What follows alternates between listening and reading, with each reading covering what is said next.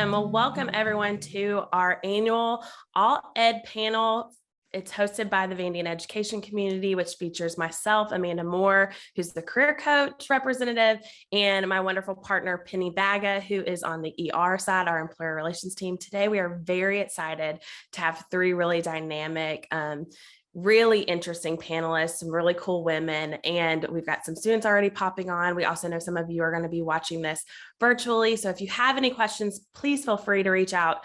I'm sure the panelists would be more than happy to connect with you on LinkedIn, and you can always reach out to Penny or myself. Okay, so to get started, like I mentioned, we've got some really fantastic panelists this year. I'm very, very excited, and we're going to let them introduce themselves. So Sara, if you would take the lead. Sure. Yeah. Hi, everyone. My name is Sara Christopher. I am an international relations officer with the U.S. Department of Labor. I'm currently based in Washington, D.C., but I did used to live in Nashville a few years ago when I was working as the Peace Corps recruiter for the Mid-South region. So back then I worked with a number of universities kind of all over Tennessee, Kentucky, Mississippi, Alabama, including Vanderbilt. So if you are a junior or a senior, you might have bumped into me somewhere on campus during like a career center event.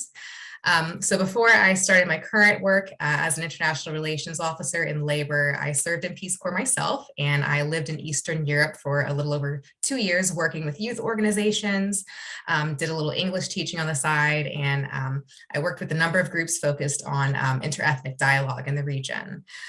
So in my current capacity with the Department of Labor, I am a researcher for the International Labor Affairs Bureau.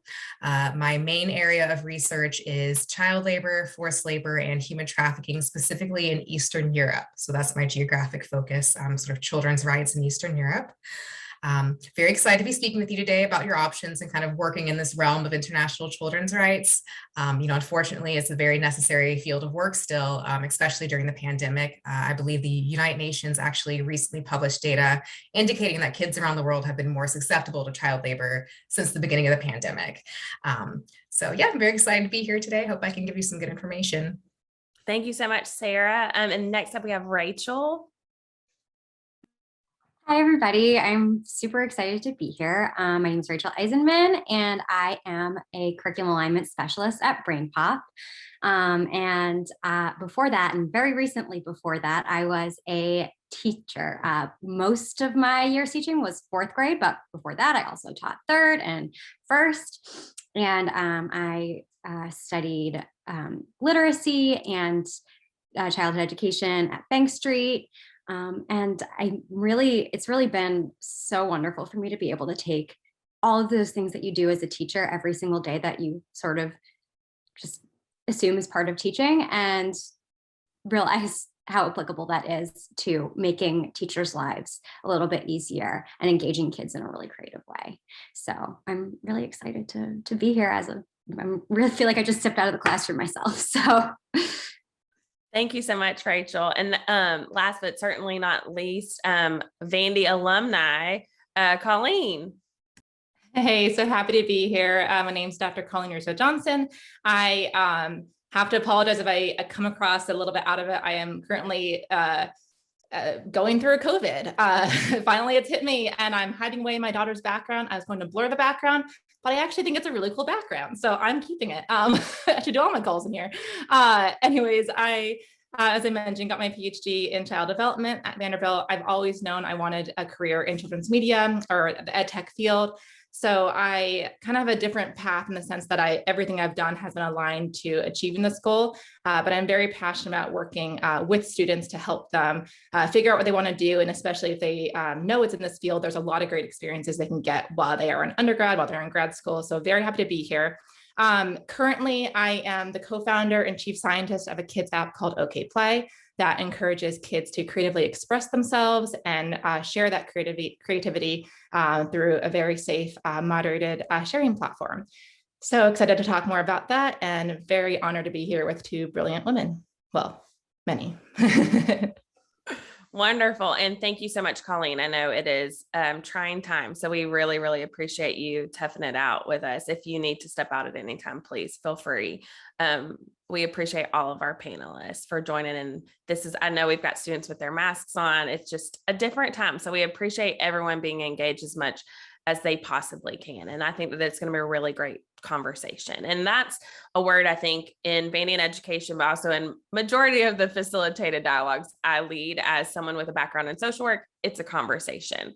So again, just empowering people to, if you have questions, feel free to drop them in the chat. This is going to be very casual, very conversational, because that's, I think, the best way that we can learn is to ask questions. And I usually ask this introductory question for each panelist to walk us through your education to career pathway. However, we did have some really great introductions. I might just tweak that to speak more to what was the catalyst, or kind of like maybe the shift from, I'd love to hear what your majors were if you'd like to repeat those, but what was the shift from the traditional of what you might do with your major to how did you find yourself in careers that impact children and youth? And anyone can start. We can do it a little popcorn, or if y'all are more comfortable going around, y'all let me know. I can probably keep it like, I guess, in order and how we started. That sounds good. So in my case, it was kind of just a direct through path. I majored in international relations at Georgia Southern University, and then got my master's degree actually in urban planning with a focus on international development. So I actually do not come from an education background. My kind of only experience teaching, like I mentioned earlier, was doing my Peace Corps service, and I did sort of English teaching on the side. But I think I've always had an interest in sort of working with vulnerable populations. And of course, kids are the ones that really need the most help, and, speaking out about their rights and what's owed to them, and making sure that they have a solid educational background. So it's kind of my background in that. All right, so I do like following in order, so I appreciate that. So I actually, I studied English literature undergrad at State University of New York at Geneseo, and I didn't really know what I wanted to do. I knew I obviously loved reading, which, I'm sure is not common at all among people who get into education, but I didn't really know what I wanted to do. And then like my junior year, I got the opportunity to write and direct a musical for a day camp. And at that moment I was like, oh, okay, I want to see kids get that feeling that I was given when I was, 7 and was very shy and uncertain. And so I applied and went to Feng Street, and I got my dual master's in general childhood education and literacy, and jumped right into the classroom. And the whole time that I was there, from student teaching on, you love the kids and the relationship you form with them. It's the most, like, I don't think I have laughed as hard as I have than I did with my fourth graders or my first graders. There's nothing like an honest child. But the part that I really loved was the thinking about how do I make something that's like a boring list of standards that I have to cover, and that these kids have to feel good about doing and showing that they can do. How do I make that interesting and fun and engaging? And I would find myself looking forward to those late nights with my pile of books and the actual curriculum, and pointing out all the things that didn't work, and then looking at the data for my kids and figuring out how can I create a unit that actually is meaningful. And, so I went along doing that and realizing that while I love the kids in the classroom, my real heart was kind of in this, creating these experiences for kids, and then eventually the other teachers in the grade. And basically, I was a COVID classroom casualty. So it's hard out there. I'm sure you all know, but I realized it was kind of now or never. It felt like I was like, well, I can give it a try now and see if this is really what I think it could be. And, I feel very, very fortunate that, I was able to start working with Brain Pop, which I've used as a teacher and loved. And, so to be able to create some of that content for a wider audience of teachers and students has just been, I can't articulate how exciting that has been, and how much I've just really enjoyed getting to put all of the pieces of my background into this one little neat pile. So that's me. Amazing. For myself, it actually starts in high school. I was always a major planner, and I just wanted to know 5-10 years in advance of what's happening. So I think when I was 14, I was like, oh my gosh, I need to figure out what I'm going to be when I grow up, like for real, what is this going to be? So My mom was like, okay, let's sit down. Let's make a list. Let's make a list of everything that you're really good at and a list of everything you really love. And there was a lot of overlaps, but not everything did. But one of the things that essentially the two lists where they converged and came in at was children's media. And because I thought of Little Einsteins, I played violin and viola from age 4 to 22. I loved children. I loved education. I loved, all these things that kind of, I thought media was fascinating to be able to influence, millions potentially of kids at once. But ultimately, and I was a confident kid, teen, adult now. And yet I'll never forget feeling so disempowered from this moment of like excitement, because Little Einsteins was a show out there that ironically my advisor at Vanderbilt was part of the team that debunked some of the myths of Little Einstein. So, but at the time it was, and it's a great show for many reasons, right? So this was perfect. I was so excited. And then I felt so discouraged because I was a girl in the middle of Iowa.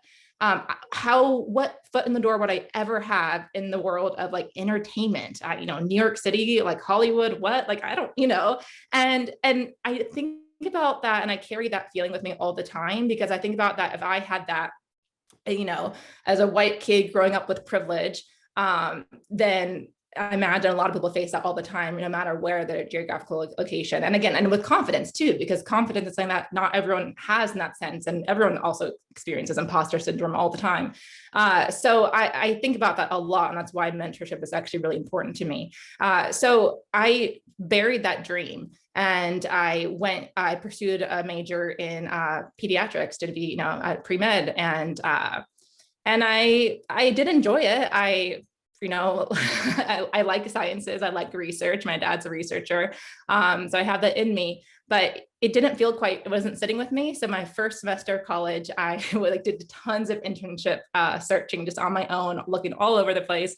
And I found an internship randomly doing research for a kids TV show. And if I could explain to you what it feels like for a light bulb to like completely click, it was just like everything I knew in that moment. I needed to do this. It's like everything just made sense. I remember that feeling as a 14-year-old. It felt possible. Research in kids media, that's a thing. What? And so I wrote the worst but best cover letter. I felt I had to send it right there in that moment at 5 p.m. on a Friday evening. Like, what was I thinking? They emailed me back. They asked for a resume. What's a resume? I don't know. I went to the Career Center. They helped me make a resume. It was horrible. There was typos in the cover letter, but what my cover letter had was enthusiasm and passion. And that's what most cover letters lack.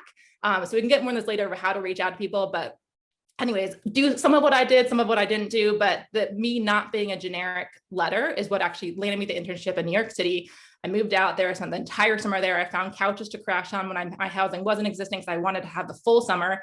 And I gave it my all and I haven't looked back since.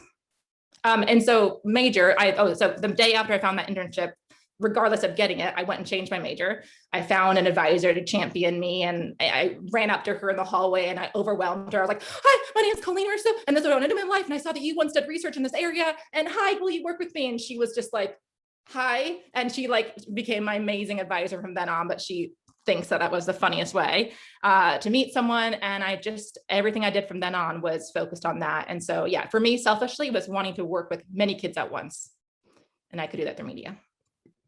Those are some pretty different, but all very valid and fascinating stories on how you navigated your major to career, change of career. I have lots of students that come in who maybe more like Colleen are like, I've always been really interested in this, or have maybe more navigated. It sounds like your mom's a little bit of a career coach, something students on the call might know that we do in the Career Center. One of our visual thinking activities is very much tied to lists.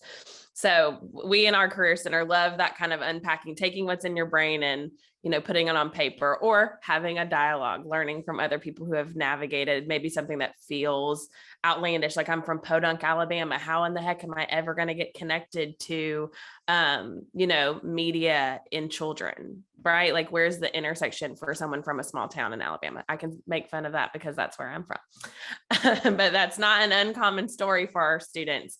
And we'll get into kind of the layers. I'd love just in a last piece of introduction, and you all don't have to feel obligated to answer this question, but what would you say would maybe be in that journey of development to where you are now, a key challenge and reward that you navigated?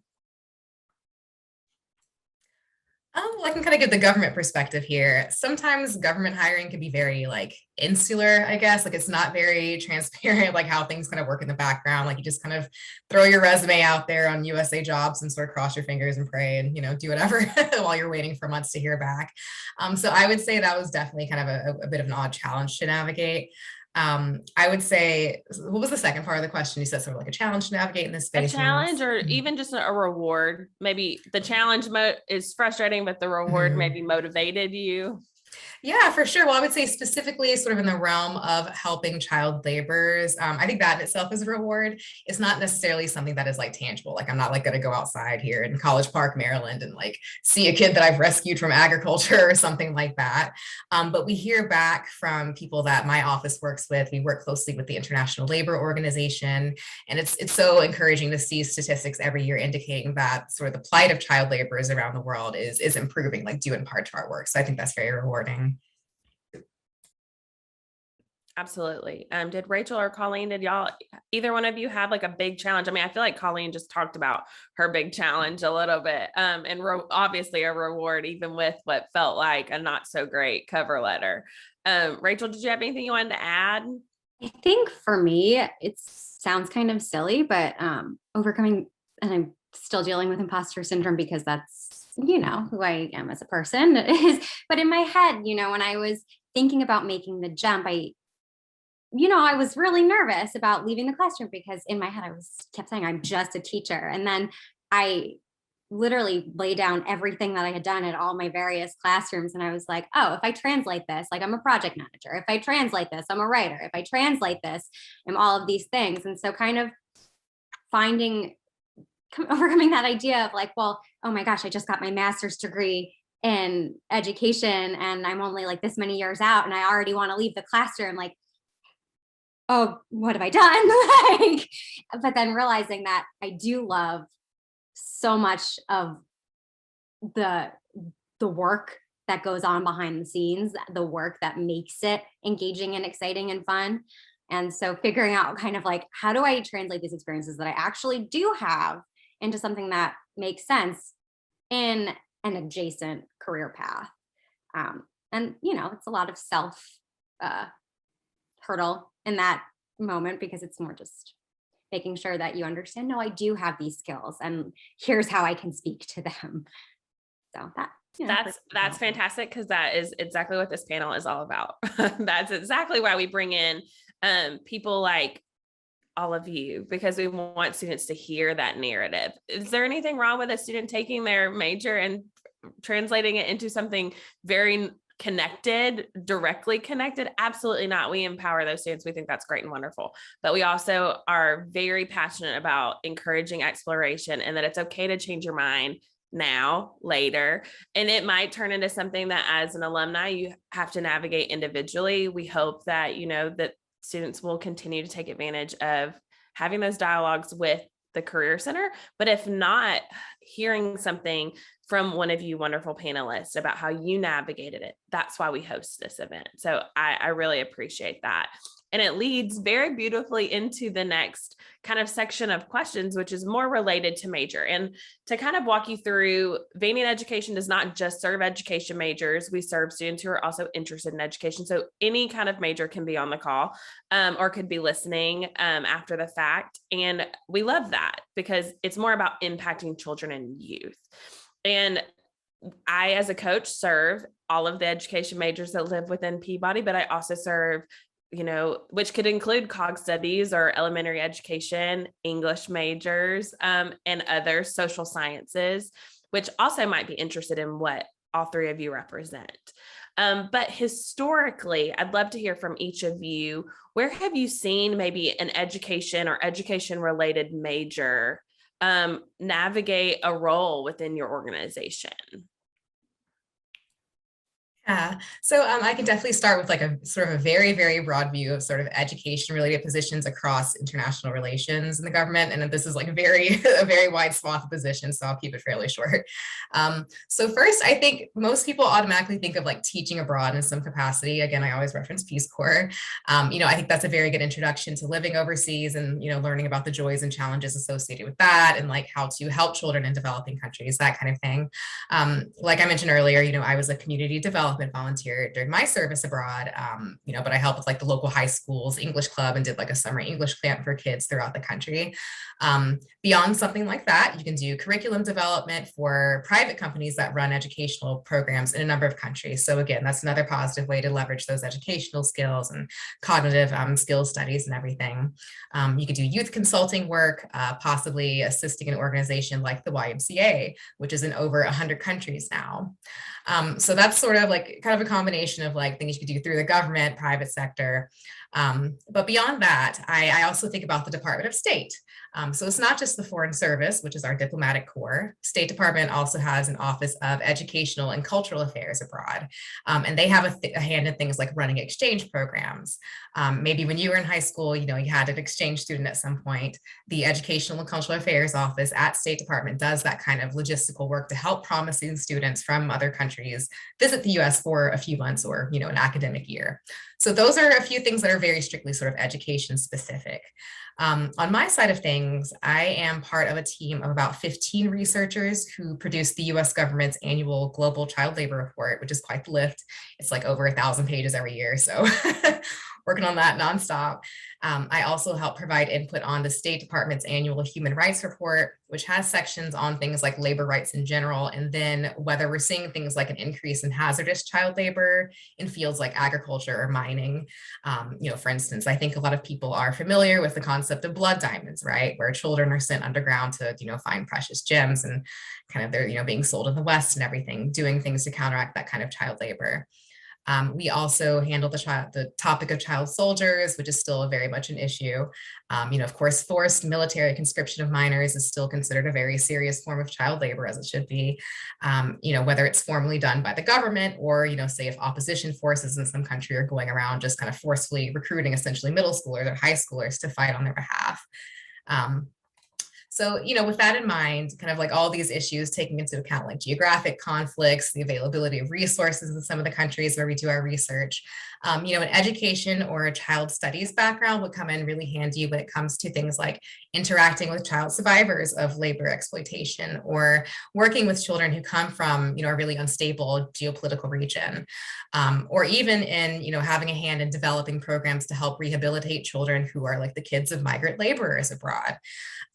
I think having the educator and sort of childcare and cognitive perspective in international children's rights is really important, in part due to the fact that educators and those who work with kids on a regular basis kind of serve as the first line of defense for children. They're going to notice when something is off at home or if a kid suddenly stops coming to school. They would usually be the first to sort of notify the authorities in whatever case that something is off with that kid. So, in our field, with the switch to virtual learning, of course, that ability is to kind of gauge what's going on in a child's life is going to be somewhat dampened. And then in the developing world, like where we work, you don't even have virtual learning, right? So to kind of bring it back, my office not only handles research, but we also work with a number of international organizations to help kids that are at risk of sort of falling off the radar, in addition to larger scale projects surrounding issues of labor trafficking and workers' rights around the world. So, yeah. Sounds like a lot. That's awesome. Lots of opportunities. Rachel, what about you? Sorry, that was just incredible. That was really it's a great overview. About and yeah, sorry, I'm still taking all of that in. At Brain Pop, and there's not a department that would not benefit from the expertise of someone with an education background. So starting off in my particular department, we have a lot of former educators who are our they lead professional developments and work with teachers and administrators on how to best use Brain Pop to suit the problems that their students are experiencing in their classroom. So you can't really do that if you've never been in a classroom and don't really understand what those problems of practice actually look like on the ground. How are you going to help someone, to figure out how they can make a movie in this topic to help this group of kids who are struggling with something in particular, if you've never really done that work yourself with your own group of kids and you're trying to figure that out. So that's super important in that professional development lead learner kind of position that we have. And in my role, I'm creating a lot of the content that goes to teachers. And in doing that, I have to take all of my understanding of all the things that have to be taught and the skills that have to be demonstrated, because, as much as we wish it might be different, we still do have to address all sorts of skills and standards and figure out how I can understand that standard well enough to make it fun and make it interesting and make it engaging for a third grader, and then make it fun and interesting and engaging for an eighth grader, and distill that into something that a teacher can take and not feel overwhelmed and see it and know exactly what they're going to do. And I couldn't do that if I hadn't been in the classroom and I didn't have my graduate experience in childhood education and also in literacy, because understanding the pedagogy and sort of the how is essential to what I do every day. And then even, across departments in our sales team, if you are an educator, you are able to speak to all of the people at a district about what the product actually looks like and what it can really mean for teachers, because you're coming from a place where you have been there. So you're not coming in and speaking abstractly and kind of anybody can kind of go in and say how to do something and walk through the mechanics of how to use a product, but to really show why it's meaningful and how it can be engaging. It really, really helps to know how to engage kids yourself and to know how to get kids excited and curious yourself. Because then you can be really, really specific on how to use the product in a way that isn't just another add-on, just an extra. And to be honest, teachers are just beyond, every single skill you could need for a job, a teacher has to have that skill to run their classroom. So just figuring out how to translate it to the position you're thinking about is really important and fun.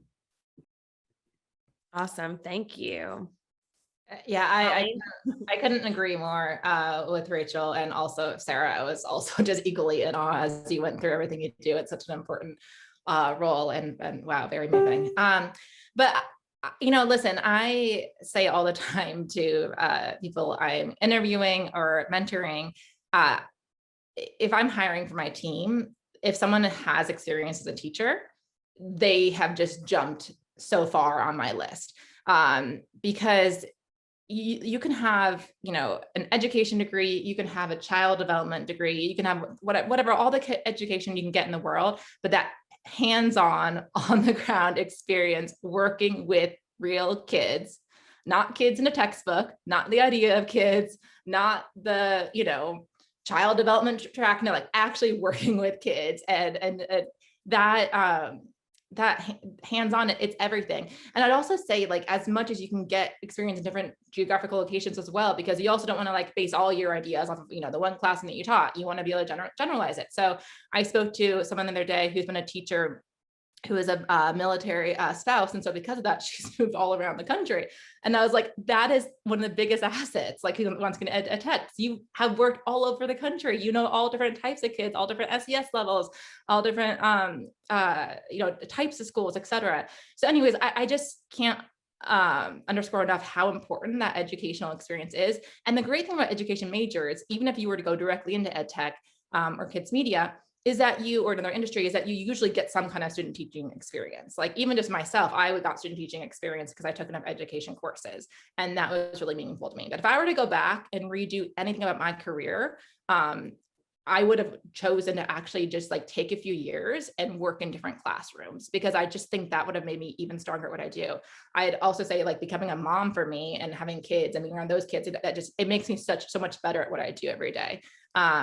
But an easier route than becoming a parent right away is just go teach. So anyways, teachers are everything. They can do, the world is so massive, and the job market is very hot right now. Children's media, so whether you're working on a TV show, an app, the more ed tech, which blurs with children's media a lot, but there's a place called Curriculum Associates, for example, that a lot of people I've mentored work at, where that's more strictly how do you translate textbooks to an online textbook type thing. There's that, and educators are so needed there. There's ed tech in the sense of like these more very like educational apps that feel that their sole purpose is to educate in, let's say, a pedagogy and whatnot. And there it's very much, how can you take the education and curriculum and make it fun, like Rachel is talking about. And all learning should be fun to start with. And then there's if I work a lot with a lot of psychology majors, that was my major. And so they get a lot of research experience. And so within children's media and ed tech, there's a lot of research you have to do, whether that's one-on-one play testing and making reports from that and making recommendations to the team, or whether you're analyzing user data and the user experience, et cetera. So there's so many different ways that you can go into it with a psych or education degree, especially if you have that research background too. I love that all of our panelists are not only answering the question, but they're peppering like advice here and there. That's really fantastic for our students live, but also those who will be listening. They're going to get the benefit of maybe questions they haven't asked. You're already kind of walking through next steps. But it sounds like with each one of your organizations, you see the transferability of people in these majors and the classroom experience and the things that they're already getting built in to their education that could benefit your organizations, which again is the heart of this dialogue, is having that conversation about transferable skills or what you might do to make yourself a stronger candidate, which leads into the next question, which is it all about, traditionally students in these disciplines have what would be considered more interpersonal or softer skills to a degree, adaptability, empathy, those interpersonal skills, which can oftentimes be a barrier in learning how to navigate talking about that. What are articulating connectivity, especially maybe if they're thinking like tech or media or even something tied to the government that sounds so, I'm just a teacher, as Rachel said earlier. What would be some suggestions on how students might highlight those unique set of skills? That is a good question. I mean, I can definitely answer as someone kind of from a social sciences background myself. Yeah. I would say, a lot of my work has involved pretty in-depth like document analysis, right? Like we do handle some data, some numbers here and there, but you do need the ability to analyze really lengthy government reports, like cables from other federal agencies and like any other number of like different types of official writing.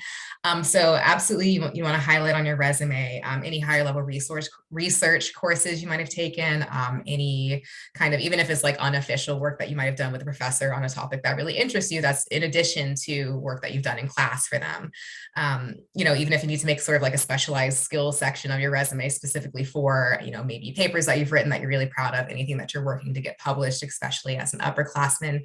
I think all of that would be really helpful. I know, like getting ready for today's session, we did have sort of a question that was about, what sort of skills and mindsets do we think sort of education and social science students bring to the industry? Would you like me to kind of go into that now, Amanda, or we're going to kind of come back to that? Sure, absolutely. We're not really following a specific for sure. It's a conversation too. Okay, cool. Yeah. I just want to keep my thoughts straight and everything. I had some notes. So yeah, going back to the ability to sort of analyze documents at a really high level, we get labor reports from, all the countries that we work on that are easily like 30, 40 pages of like legalese, jargon, you name it. So to have an ability to quickly parse out exactly what you're looking for is really, really important, right? For instance, like looking for one specific clause in like the Ukrainian child protection law or something like that. And I think education majors have that ability to like kind of work through chaos, like to really get to the heart of, what are the issues that you're facing. You also need to have people skills, I don't hold the title of diplomat, but throughout the year, I do engage in pretty high level talks with visiting diplomatic staff from some of the countries that we report on. I have to talk to representatives from the UN and the International Labor Organization. And sometimes we even speak with the ambassadors of countries that we do reporting on. So that's pretty important. You do have to kind of go in with, a clear mind, go in with your notes and everything. You don't want to flounder in that kind of meeting. In addition to those really executive level conversations, you also have to be able to kind of broach really sensitive topics with people from every level of life, right? So being able to adjust your message. when my office does field work, so traveling abroad and sort of investigating situations pre-COVID, in whatever country we might be visiting, we'd not only meet with organizations like the local Save the Children office or like the local UNICEF office, we would also go to shelters, that have been set up for kids that have been forced to like work in fields all day to make sure that their family eats instead of them going to school like they should. Sometimes we go to migrant camps where kids are like at risk of being split from their families and possibly needing to start begging on the street to support themselves. So communication skills definitely shouldn't be written off. Like that kind of thing is really paramount to this kind of work. So, yeah. Absolutely. I think, like I mentioned, all of those skills that you are highlighting, we have students who have a hard time seeing the value in being able to navigate those conversations, reading the audience, as it were, those interpersonal skills. So I really appreciate you highlighting that. Other suggestions from Colleen or Rachel on how, I think specifically, Rachel, I think you mentioned in your story about having to do that internally and through your own self-development so that you could make a career change, which I'm hoping that alumni who watch this or even our students can kind of learn from that model. Absolutely. What would be your suggestion? Yeah.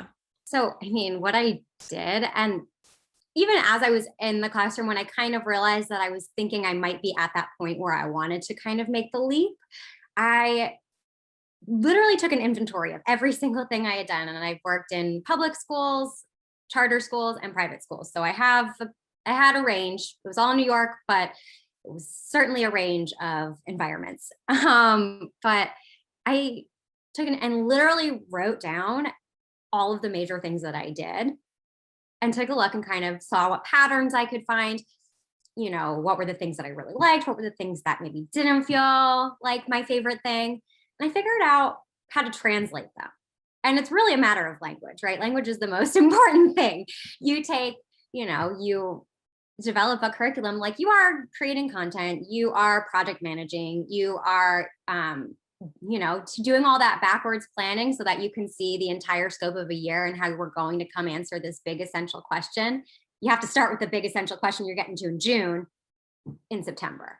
And so being able to figure out how to translate those verbs that I already had, and I knew how to say them in teacherese, figuring out how to say them in the more businessy kind of way, right? And this is clearly language is not my forte this morning, but we're working on it.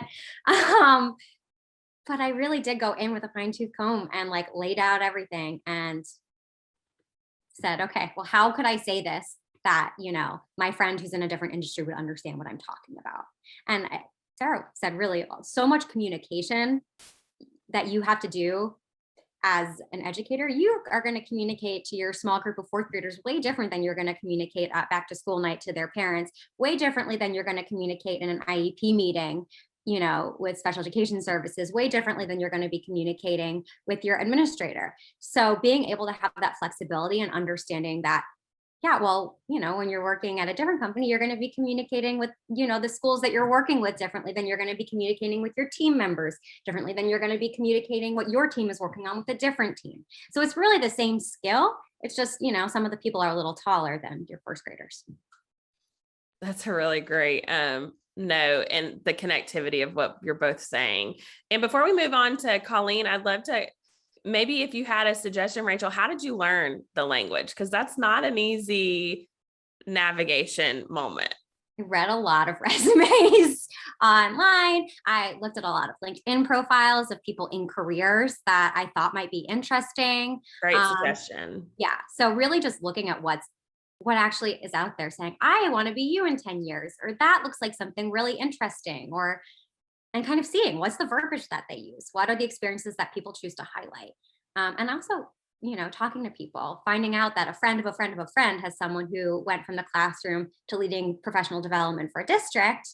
I was not really good at like cold emailing. I honestly was a little bit shy about it. But if I knew I had, a 6th degree of separation, I got that little push I needed to just, I would love to hear more about your career and how you made the transition, and ask them specifically too, what kind of language they use, what was their cover letter like, how did they, sort of figure out what it is that they wanted, and really just learning from people who have been there. That's fantastic advice. And we're going to get more into all of your tips and tricks from the panelists. But Colleen, did you have any kind of suggestions on how students might highlight those more soft skills, which are not negative? I hate when people think soft skills are negative. They're not. We're debunking that today. No, it absolutely needs to be debunked. In fact, I think, it's ironic because in ed tech, in children's media, there is a big push towards social emotional learning, and teaching that to kids, because that is the biggest predictor of their longer term academic success. So it's very important. And just because I know there's a lot more to cover, so I'll just briefly say one important thing that I think where it translates really nicely. If you are going into really anything in this industry, but anything ed tech, kids media related, because that's what I can speak to and know, is you have to be able to communicate with the creatives and with the people making the product changes and whatnot, whether you're coming in talking about the curriculum, whether you're coming in and doing research and then making recommendations. You cannot just come into that conversation and be like, here's what I found, here's what you have to do. Like, you have to know how to massage the conversation and how to give suggestions in a way that is not at all insulting to the creatives and to the people, heads down, doing the product and stuff, because they are very different thinkers oftentimes, and creatives to the engineers to the everything, right? So it's like the ability to have those skills to really think about how you deliver the message, to take the time and know to have the to take the time to have the empathy and respect for what they're doing and understand their process, and how you can take the time to put your stuff into their process rather than making them learn yours. Does that make sense? So I think the fact that we have those skills, and the education and whatever have those skills, it puts us in a really nice position to then go in and, like, you don't have to do anything. We're going to come in, we're going to nicely massage our stuff into there and make it work together, because you can't just cram a curriculum into a product and turn into a show. It has to be a really nice collaboration. And the creatives, as people are often scared of working with the researchers and the education people, because I think we're just going to come in here and tell them, this is what's wrong, you got to change all this, blah, blah, blah, this doesn't work. And there are people who have traditionally done that. And it gives people, like, educational consultants a bad name, because they think that they're going to come in and just be the naysayers. So I think it really takes people coming in, respecting the creative, respecting the product, and finding a way to make it work for everyone. If you're going to say something that's wrong, also suggest a solution. I mean, I say that to peers I mentor. I was like, don't take anything to your supervisor unless you have a solution. I love that. And before we move on, I think this is more the question that Sara was mentioning. She had notes and she wanted to share, which I love, is from y'all's perspectives, other than what we've already kind of spoken to, are there other skills or mindsets that you think these education and social science students bring to the table that they should learn to highlight? Anything else besides those, communication, interpersonal skills? Time management. As a teacher, you are juggling 8 plates that are on fire, and I'm mixing my metaphors because that's teaching. I realized, and I only realized after I had, you're teaching during the day, you're doing grad school at night, you're doing all your things, and totally, there's a lot going on, but you don't really feel it in the same kind of, I didn't really feel it in the same kind of way. And when I moved to a not teaching position, I realized, I was like, oh, I'm really, really good at being able to prioritize what is most important, and to figure out, to do that backwards planning and figure out, okay, what do I need to do today so that this is ready by the time I need to have it ready in 3 weeks? Because you can't teach without being able to do that. So I think that's like one thing that, I don't know, as in terms of habits, at least, that will serve you well. And if you can highlight it in some way, it's nice. And just really briefly, I love it's really important. Really briefly too, like for students in particular coming out, I think the ability to think about I say this to my students all the time, because I work with a lot of students, and like, because of their age, they can think back really closely to what their education was like for them. A lot of adults, and teaching stuff, we grew up in a different time when we didn't have, iPads in the classroom. We didn't have that kind of integration. So it's really refreshing actually to kind of hear this perspectives of these young people coming out now, who can actually relate to what it was like to, to grow up with that, what worked, what didn't work, and then to go through the education, and hear about it from another perspective, and these fresh, innovative ideas. So it's like, don't be afraid of innovation. You also don't want to go in and be like, rub people the wrong way by saying like what you're doing is wrong, outdated, find the right way. Again, use those SEL skills you have to come in and figure out how do you slowly innovate things. Don't think that because things have been happening one way for so long, it means it's the right way. It absolutely is not. Like, things are meant to innovate. And I think it's just not being afraid of, if you have cool ideas, like you have a unique perspective, just because of when you were raised. So own that.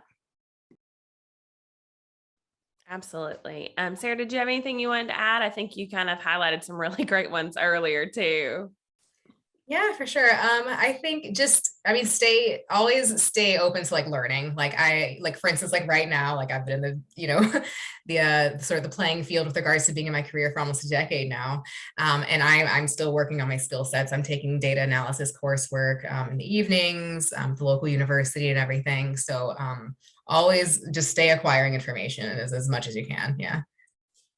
That's fantastic. And now we're going to kind of lead into just more advice, really. But I think, again, all of you have been so fantastic to answer the questions with advice. And maybe that's that suggestion that Colleen had, don't come to a problem without a solution. So I love that. But can y'all speak to, and this is something that has been a theme for our Vandy Education group this whole year, and I'm hoping to continue it, is the value of networking. I think also mentoring, as Colleen has brought up a time or two.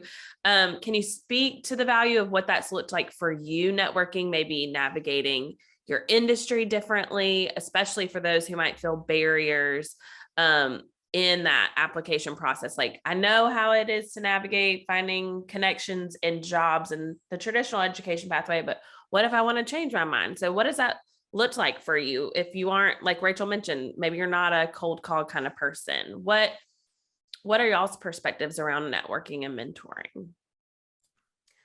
I think so. As I mentioned earlier, sometimes government hiring can be very lengthy and whatnot. It's a little hard to know like where to start with getting your foot in the door. I was greatly assisted by the fact that, again, I was a Peace Corps. I always has to come up multiple times during any conversation with me. Very, defining period of my life. And Peace Corps volunteers are given a bit of an advantage when it comes to the federal hiring process, as well as when you finish your service, you are able to join like the alumni organization for returned Peace Corps volunteers. So I know a lot of us are able to utilize those kind of connections made with people that we met during our service overseas, or even people who serve like across the world from us, but know, the level of work that it takes to be a successful volunteer abroad. We do our best to stay in touch through like listservs, online. I mean, we're, Twitter, Facebook, like LinkedIn, like you name it, we're out there. So just any kind of unique experience like that, not necessarily even just Peace Corps. If you're part of some kind of fellowship, stay in touch with people that were also in your fellowship cohort. That's always very important. I would say, going back to specifically kind of government jobs, check out usajobs.gov. There is a huge section dedicated specifically to students and recent graduates. This is maybe like less of a networking tip, but there's really, really valuable information about government fellowships. You can see if the Department of Education needs to bring on 5 students this summer for, doing graphic design related stuff, or if the Department of Labor needs 2 junior students who have some background in utilizing data analysis software. So just, you have to kind of get creative a little bit. It's not as sort of like, just run in there, like kind of like you said, cold call people like you would in maybe the private sector. But there are ways and kind of pathways to get your foot in the door with us. Yeah, I mean, I think I kind of spoke a little bit to this earlier, but for me, it was kind of like a lot of the people who I either went to grad school with, or people who I worked with in the classroom who knew somebody who knew somebody. And none of them were directly linked to BrainPop in particular, but they were in various other education positions. And so at first I was like super open. I wanted to talk to anybody who had been a teacher or who had that experience and see what's out there, right? Because in my head, I was like, well, I know of like 1 or 2 things, but I don't really know that much. And what does that actually mean in the day-to-day kind of situation? And as I kind of talked to more people, started realizing, I don't think I want to, be working in a school district. I don't think I want to be, leading professional developments necessarily. I started to realize kind of a little bit more as I talked to like more people that I was connected to. And then it is tricky to like send out a message to someone who you don't know and that might not respond because everyone's got their own stuff going on, and it's a crazy world. But I mean, I think there was a lot you can learn from, seeing what articles that people have written, seeing like continuing to like do your research, really seeing kind of what the climate is in ed tech, right? What are the big trends? What are different companies working on? What are some of the bigger things, especially now that there is a lot of research and talk going on about what are the skills that need to be taught and how are they being assessed? Because if you don't really know the market at the moment, it's going to be a bit more challenging for you to even find out kind of who you want to talk to and what you want to ask and say. So being really aware and cognizant and constantly learning and taking the pulse of what's going on in the world of education. And something that, even though I got my dream job, I still have to do it in order to do my job well. Oh gosh, I have too much advice here because I feel very passionate about this. A lot of strong feelings. I think, listen, like you have to make your time, your education time work for you. I get it if you don't know what you want to do until you graduate and then you're figuring it out, but like try, like just by attending this event right now, it shows you're dedicated to figuring out what you want to do. And then do things during your undergrad years and graduate years that get you on that track. Don't wait until you graduate. And don't be restrained by what your university offers or doesn't offer. If it doesn't offer the path or the specialty or the research area that you want to go into, find a way to make it happen. For me in undergrad, I went to a small liberal arts college and I really wanted to work with kids, and they didn't do research with kids there. And I didn't take no for an answer. And I went out and I worked with kids on my own. I reached out to all the preschools in the area. I ended up running 150 kids one summer. I went into our class. We had a two-week period to do a research project, and we had to use undergrads. And I said, no, I want to use kids. My teacher said no. I said no. And I went out and I ran 84 preschoolers in 2 weeks. So it's just like, sometimes you just need that no to like, I will prove you wrong. But so make it work for you. Find an advisor to champion you and do a, direct study, independent study, use your credits and your time there. Like you're paying good money for your education. It's taking a lot of your time of your life. Don't just passively let it slip by you, yes, taking random courses is great and good to expand your learning, but make it work for your future. Make sure that when you graduate, you can tell the story, even if it moves and ebbs and flows, like it all led to where you are now. And that's part of your story. But do internships if you can. In this remote world, everyone now realizes you can do things remotely. There's no excuse not to position yourself of why you can't benefit a company from remotely as you're, in Nashville, at Vanderbilt, et cetera. That you have that advantage that the whole world now knows this is possible. For me, I had to be physically in New York that entire time. It's ridiculous. Look at all the internships that have been done virtually now, right? Informational interviews are everything. The best time to look for a job is when you don't need a job. And so informational interviews, but make them count. I have had so many informational interviews that just make me cringe because the people have not come prepared. If you're going to, like Rachel said, do your research on that person. You should know everything about that person that you can find online. If someone reaches out to an information with me and they say, oh, I found this video that you were linked in from Vanderbilt and your panel, and I heard you talking about these things, I'll be so much more impressed they took the time to watch this hour panel and learn the things I have to say, because now I don't have to repeat those things to that person. If they reach out to me and they have not played my app before or downloaded it and know what I'm doing, especially if they're looking for a job at the app, what, do the common sense research and go above and beyond. You have no idea how often that happens.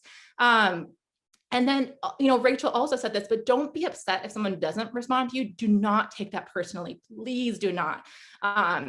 If you really want to talk to that person, don't feel bad reaching out a second time. Hi, I know you must be so busy and I'm going to miss this. I just would really love to talk to you, blah, blah, blah. No worries. And ask for 15 minutes. Okay. But I do sometimes miss responding to things. I feel a lot of guilt about it. And I just have to I have a very busy life, but I try to respond to everyone who reaches out. But if I don't respond, follow up. Don't take it personally. And go to events. as much as, especially as things go back to in person. Miles, I love seeing your face and your camera on. I will remember who you are.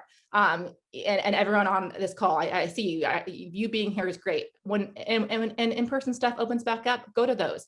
I always look for things that bridge the gap between academia and industry. And that's where I met so many of my contacts. And don't be afraid to go up to them, introduce yourself. Side note, I met my husband at one of those events. So you never know what's going to happen. He's in the industry, and I walked up, was excited to meet him, and you never know what's going to happen. So go meet people. Well, that's just amazing. What great pieces of advice. I do want to spend the last couple of minutes letting people like Miles and the other students who are on the call, if they want to turn on their cameras or if they have any questions, to take a little ownership of this time to allow for exactly what I can feel Colleen's passion kind of coming through the camera, and all of you on the call. Thank you so much for giving these pieces of advice. But I do want to spend the last couple of minutes. If any of you on the call have questions, please feel free to add them in the chat. If you want to speak up and introduce yourselves, we'd all love to hear from those who are live with us today. No pressure though, either.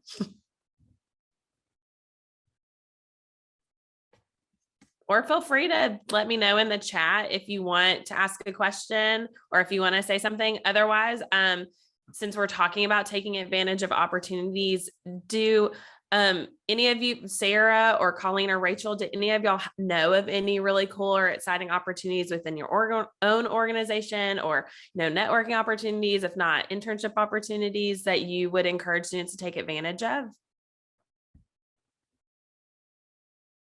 I think I mentioned a few minutes ago, sort of government fellowships and internships. Like I said, usajobs.gov, but I think now is the best time to start looking into that, because we would be looking at folks to bring on in like June, July or so. So definitely check that out. And of course it would be, as Colleen mentioned, it would be like remote. Usually, during normal times, we probably ask you to come up to DC, but as Colleen mentioned, like we're kind of shifting away from that model, thankfully. So yeah, give us a look.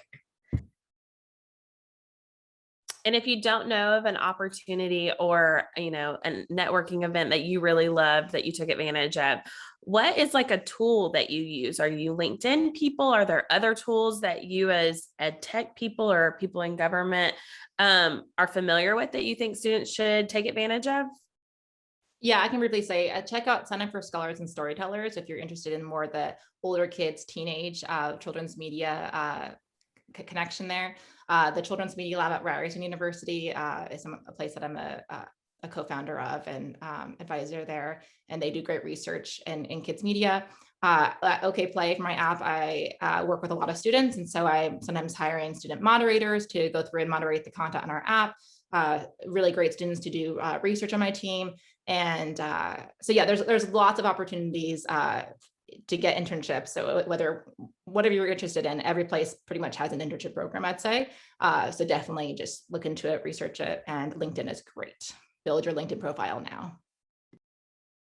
Yeah, I was definitely a LinkedIn person, still am. BrainPop doesn't actually have a formal internship program, but there often is a team that will, want to take on an intern. So, if you reach out, I can forward your information along to our HR friends, and they can see who might be looking for somebody. And again, like I second Colleen, like keep your LinkedIn as current and thorough as you can. I didn't really start thinking about that until I was thinking about leaving the classroom. And that was one of my regrets, was not making it robust and thorough before I left, or before I was thinking about leaving the classroom rather. So do that work as you go. Great advice, great suggestions. I do want to be mindful of our time. And I don't want to speak for our panelists, but I'm sure as you've mentioned, you'd love to hear from students. So if whether that's through Penny and myself, or you feel comfortable boosting up your LinkedIn and reaching out to these fantastic panelists, I encourage you to do that. If you need help with your LinkedIn, the Career Center can also help with that. I'm happy to help you boost up your LinkedIn. There's always something new to learn. There's always a new way to engage.